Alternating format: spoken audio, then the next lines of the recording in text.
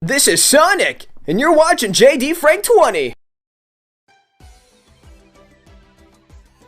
What's up, everyone? I got some Sonic Superstar news.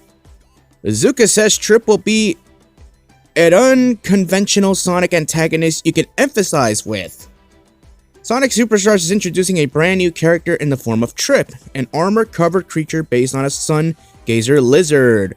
But she is notable not only to being the first Sonic character co-created by Naoto Ohshima in decades, obviously Amy Rose being his other amazing creation, but also for being an antagonist designed to have a lot of more depth that you could than your typical enemy. Like, a lot of the enemies are just copy-paste of what you've seen in previous iterations of the franchise.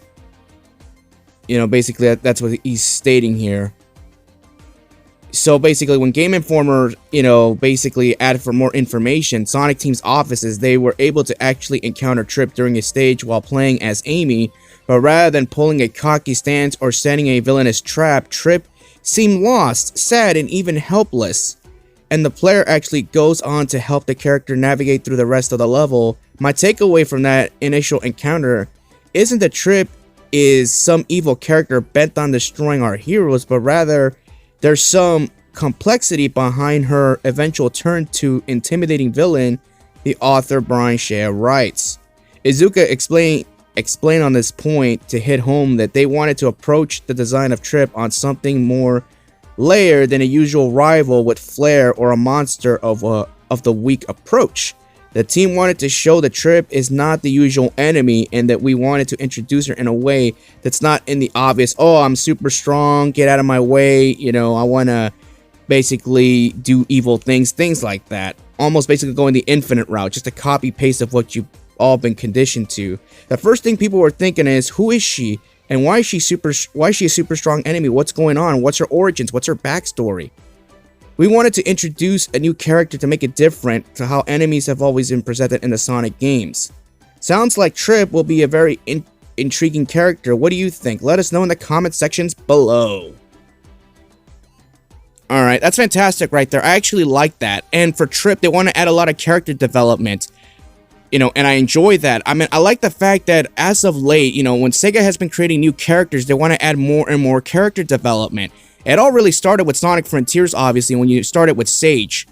Obviously, people didn't know, like, is she going to be the new primary antagonist? She was at first, but never the full-on antagonist. She was just doing basically her objective here and there. When you get to the main end of the game, then you realize that she really wasn't being evil all along. She was just trying to prevent, aka the end, from getting out. And then, of course, putting the entire planet in grave danger.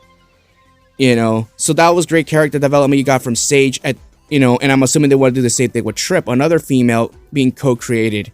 Again, I like the direction they're going at. I like the fact that Sega's not just creating, random characters for the sake of just shoehorning them in. I love the fact that Sega's adding character development for all these new characters we've gotten as of late. They're not just bland and just tossed to the wayside. That's something that Infinite really could have benefited off if we would have just gone with the comic book direction of his origins rather than just going with a cheaply copy-paste, oh look, there's Infinite right there and an incubator, he's just looking out for vengeance. Like, why?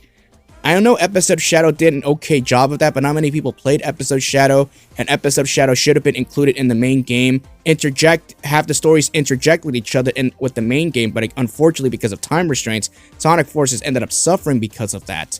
And there was never a roadmap or anything like that. They just basically gave up on the game.